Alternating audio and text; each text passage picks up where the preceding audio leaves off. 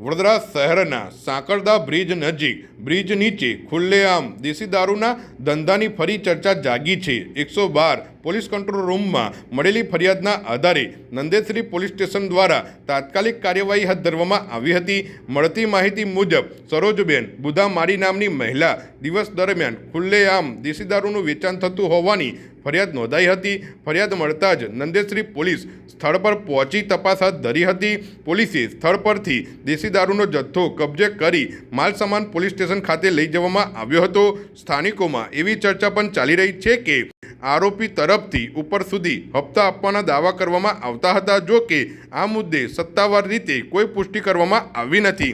હાલ નંદેસરી પોલીસ દ્વારા આગળની કાયદેસરની કાર્યવાહી હાથ ધરવામાં આવી રહી છે। આરોપી સામે કડક કાર્યવાહી થશે કે નહીં તે હવે તપાસનો વિષય બન્યો છે। સમગ્ર મામલે પોલીસની આગામી કાર્યવાહી પર સ્થાનિકોની નજર ટકેલી છે।